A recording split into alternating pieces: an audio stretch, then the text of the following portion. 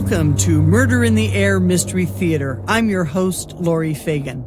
In this podcast series, I'll interview authors who will then read from their mystery, suspense, or thriller short stories or a chapter from their published books. In addition, sprinkled throughout the coming weeks, the podcast will feature radio theater-style sections from the audiobooks for my crime fiction novels. We're back once again with the campy radio theater-style mystery from the novel Bleeder, with a murder of a gallery owner, a missing painting, and plenty of suspects. Here are more episodes of Art of the Steal. The haunting Murder in the Air Mystery Theater theme song plays and fades under as my voice starts. Detective Leon McCullen's list of suspects in the death of the art gallery owner is a long one. He's tracked down the artist missing from the meeting the night before.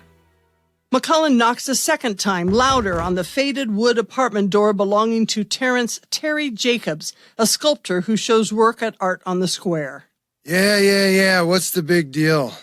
A disheveled man with close-cropped hair opens the door, blinking at the bright morning sunlight. His dirty, wrinkled T-shirt is full of holes, and he's wearing baggy boxer shorts. Who are you?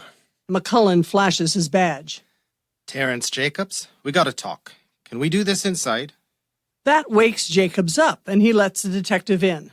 Look, if this is about the bar last night, McCullen looks around the small, messy room filled with raw and finished ceramic pottery vessels and statues of all sizes, shapes, and colors, along with a few sticks of furniture, clothes, pizza boxes, and beer bottles.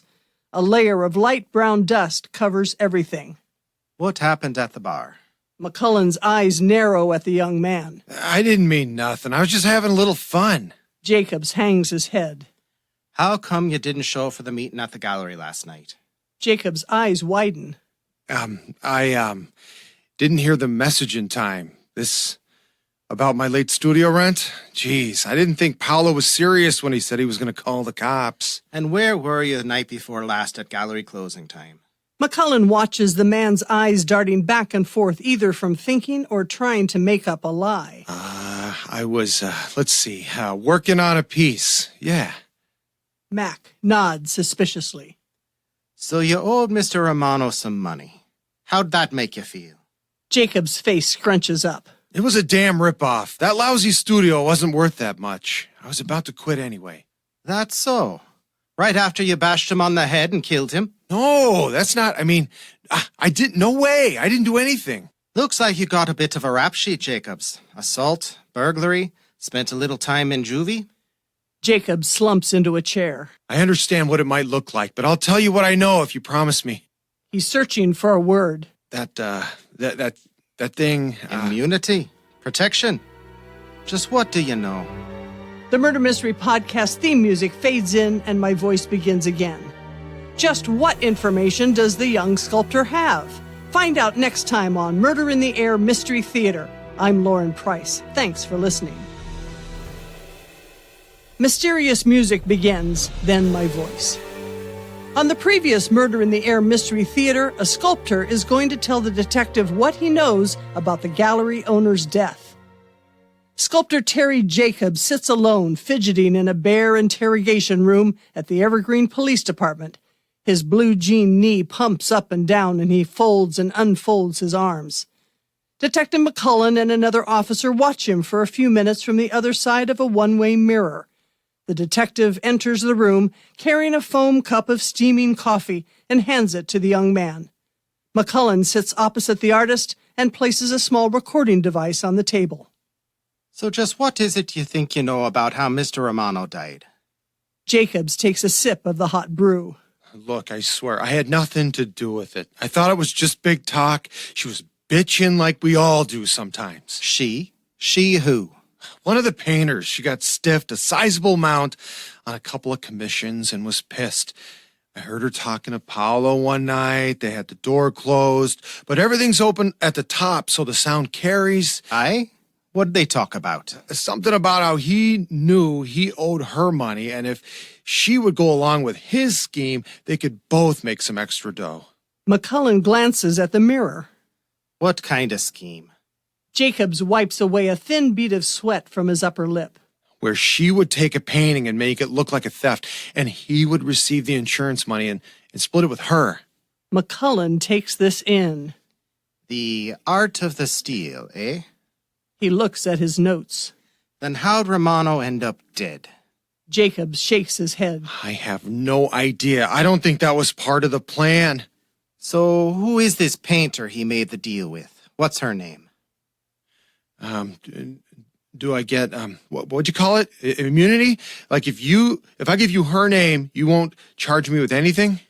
McCullen's brows furrow in the center of his forehead. If you didn't do anything, what are you worried about? Jacobs looks down at his hands. Like you said, I got a record, and I ain't exactly a choir boy. The detective leans back in his chair. You know something else you haven't told me? No, well, not about Paolo. But there might be other things that people accuse me of. McCullen nods his head. Tell you what, you give me a name and any other information you hear at the gallery over these next few weeks, and yeah, I'll give you immunity. Jacobs looks up. You want me to be a snitch? No, we'd call you a CI, or confidential informant. No one else would know about our little arrangement. The name? Jacobs works his teeth over his lips. I need the deal in writing. The Murder in the Air Mystery Theater theme music soars as my voice comes in. The detective is getting closer to knowing the identity of the person who might have had something to do with the gallery owner's death. But does the sculptor know more than he is saying? The plot thickens on Murder in the Air Mystery Theater. I'm Lauren Price. Good night. The Murder in the Air theme music comes full and fades under. My voice begins. Last time on Murder in the Air Mystery Theater, in exchange for immunity, sculptor Terry Jacobs is about to tell Detective McCullen the name of the painter who was working with the gallery owner to commit insurance fraud. Jacobs studies the full sheet of paper, folds, and puts it in his pocket. Thanks. McCullen slides his notepad and pen to the artist. You've got your deal. Now just write the name of the artist on this page and we'll be done for today. Jacobs blinks a few times. He takes the pen and scribbles on the pad. McCullen pulls the notepad back, reads, and nods. Grand. Thanks. Now keep your ears open and let me know anything else you hear. The two rise and Mac ushers Jacobs out the door. Mac turns around in the hallway only to be confronted by a short Asian woman with a dark chin-length bob carrying a long, skinny pad of paper and pen at the ready. Detective, I've been looking for you. Got a quote for me on Paolo Romano's death? Sorry, Miss Tang. Still under investigation. No comment. He attempts to walk away. Jessica Tang, a writer for the Evergreen Gazette, the local weekly newspaper, stands firm, blocking his path. Come on, Detective. This is the story of the month. Maybe the year. The public has a right. Yeah, right to know and all that. When I have info to release, I'll call you. He walks in the opposite direction. I hear it's an inside job. Max stops in his tracks. He turns around slowly. Bollocks. Who told you that? I've got my sources. Tang says with a grin. McCullen's face goes dark red as he stomps to the young reporter and stares down at her. I better not read some fake news with the unnamed sources, or so help me. I'll have a word with your boss. Excellent. He'd like to know the story, too. She puts her pad in an oversized purse. I will get the story, with or without you. She turns around with a flare, her short heels clicking on the linoleum floor as she leaves Mac fuming. McCullen pulls out his cell phone and punches in a number. Call a briefing on the Romano homicide. Now! Who's leaking information to the media? And who is the artist making a deal for the art of the steal? There's a lot more to come on Murder in the Air Mystery Theater. I'm Lauren Price. Good night. The Murder in the Air theme music comes full and fades under as my voice narrates. Good evening and welcome back to Murder in the Air Mystery Theater. I'm your host, Lauren Price. In this episode of The Art of the Steal, Evergreen PD police officers and detectives gather for a briefing about the art gallery owner's death. What the bloody hell's going on? Loose lips sink ships, don't you know? Detective Liam McCullen stares sternly out over the small group of Evergreen PD law enforcement gathered at headquarters. I don't want anyone leaking any info into the feckin' press, particularly that so-called reporter from the Gazette. He pauses a moment to let that hang in the air. Now, who told her it might be an inside job? Officers glance at each other, shaking their heads, shrugging their shoulders. No one answers. All right, then. Where are we? Cooper, what kind of prints did you find? A man in a blue uniform with a round belly hanging over his belt straightens up in his chair. We found a lot of smudged fingerprints on both sides of the back doorknob. Trying to isolate what might be the latest, but nothing yet. Keep on it. What about the bloody footprint? We're still running it through Soulmate and a couple other shoe recognition softwares. It's only a partial, but could be a small foot. Like a woman's? Could be. Or a small man's. Put a rush on it, would ya? What about the security system? A slightly built young woman with mousy brown hair pulled back into a bun raises her hand. She's the only female in the room, but instead of a police uniform, she's wearing a black jacket over a black shirt and black pants. She appears nervous. Detective McCullen, the security system was in place, but the count had lapsed, so it was not functional at the time of the murder. We did find a small video camera mounted on the wall facing the door, but it was apparently for appearances only. It had not been set up to video anything, and in fact, it didn't even have a tape in it. She seems relieved her report is done. What the hell good is a system if you don't turn it on or pay for it? Bollocks. Jameson, anything on the possible weapon? Jamie Jameson, a tall patrol officer with short graying hair, uncrosses a leg. Hey, nothing yet, Mac. We're expanding our search beyond the immediate downtown area. Grand. Dexter, find anything else in the Vic's computer? Dexter Dale slides on his reading glasses from his head to his nose and opens a small tablet. Discovered a second set of financials, most likely the real numbers. Turns out he was making a tidy little profit off the backs of the artists. He pauses a moment, referring to his notes again. And in the computer's Google history, I found how to file a theft insurance claim.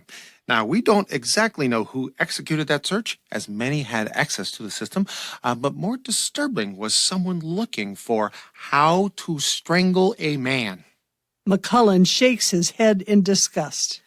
We may be talking premeditated here, people. Look, the mayor's leaning on the chief, who's leaning on the lieutenant, who is, well, you know, this... Mac is interrupted when a young officer opens the door and pokes his head in. Mac, we found the stolen painting.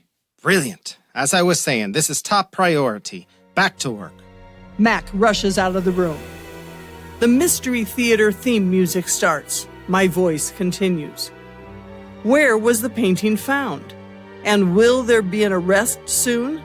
The investigation continues. Stay tuned when the next Murder in the Air Mystery Theater podcast continues. I'm Lauren Price. Thanks for listening. It's 3:30 a.m. and I can't sleep. I go back to my laptop to record a teaser for the next episode. I cue the mystery theme music full, then under. As Lauren, I begin. Which female painter could be the perpetrator who purported to take part in the plot to purloin the painting and pocket a portion of the proceeds? And is Richard Coleman telling police everything he knows? Find out how Detective McCullen gets closer to solving the case of the dead gallery owner on the next episode of Art of the Steal. Thanks for listening. I'm Lauren Price. I spend a few minutes checking and editing the audio file. I fix a cup of hot tea, realizing with deep sadness Ron will most likely never again record with me. But I'm all cried out. Instead, I smile at the memories of him sitting at his kitchen table, headphones askew, his voice and face animated as he reads the script. We had quite a run. Theme music from the Murder in the Air Mystery Theater comes full, then under my voice as Lauren Price, the narrator. Welcome back to the latest episode of Art of the Steal. The missing Coleman painting has been recovered from a dumpster, and Detective McCullen talks to a pawn shop owner in the strip mall where it was found. So, Phil, tell me what you know about this painting. McCullen leans a 6-foot square canvas covered with dripping paint and droplets in every color against the counter. The muscular man on the other side with long stringy hair and 3 days of beard growth chuckles. Yeah, this chick comes in with it saying it's worth like 50 grand, but she'd take 20. I couldn't help but laugh. Jackson Pollock, it ain't. I told her I'd give her 20 bucks, that is, which is about what the canvas is worth. But she got pissed and stormed out. What can you tell me about her? Long, dark hair, dark eyes, maybe in her 20s, about 5 feet, 5 inches. Mac looks back at the door, which shows height markings on the side. Anything else you can tell me about her? He scratches his hair on his scraggly chin. Yeah, she had all kinds of colors of paint on her pants. Mac nods and hands him a card. Grand. Anything else, give me a jingle. The detective takes the painting and heads out the door. After he stashes the artwork in his trunk, Mac makes a call on his cell. Bring in Armida Murrieta and Nasha Benali, and while you're at it, get that dodgy bloke Richard Coleman, too. As he's getting into his unmarked car, a text message pings on Mac's phone. He opens the note from the medical examiner, which reads, "Stop by the morgue ASAP. Think I know how Mr. Romano was killed." Mac pushes open the door to medical examiner Charlotta Finster's autopsy room. Strong antiseptics and the smell of death assault his nose.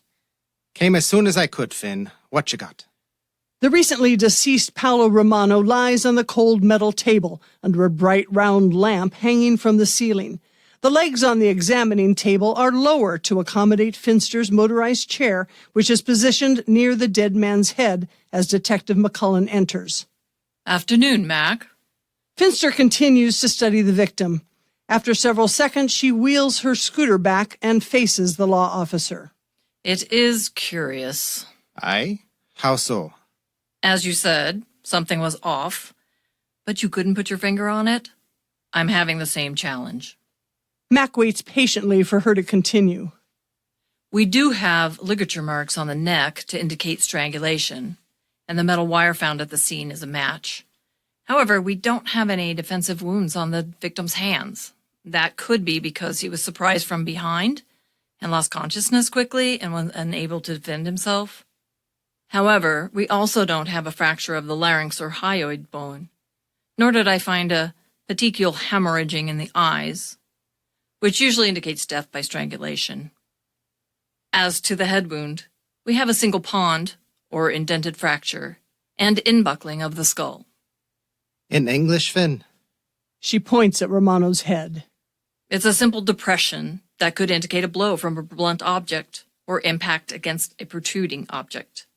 That means he could have been struck with something, or he might have merely hit his head while falling to the ground. Did you find another murder weapon? Nope, not yet. The woman considers this and works her teeth over her lips for several seconds, deep in thought.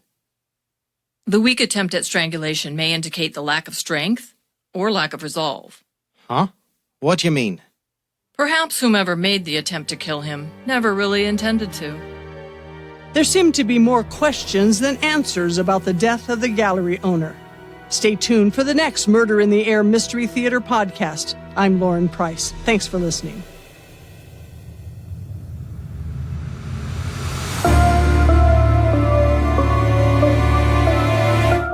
That was Art of the Steal from the crime fiction novel Bleeder by Laurie Fagen.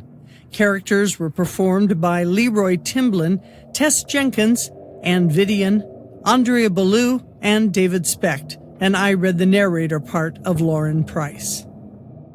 On the next episode, number 23 of Murder in the Air Mystery Theater, tune in when Barbara Hinsky talks about being on the set of a Hallmark movie made from one of her books, and she'll read from her mystery, Final Circuit. And on episode number 24, you'll hear the conclusion of Art of the Steal from the Bleeder audiobook. If you are listening on the podcast platform of your choice, please subscribe and leave a review or provide us with feedback. If you're on YouTube at Read Laurie Fagen, please subscribe, give us a thumbs up, and click on the bell to be notified when a new episode has been released. And for freebies, check out our Patreon page at Murder in the Air Mystery Theater.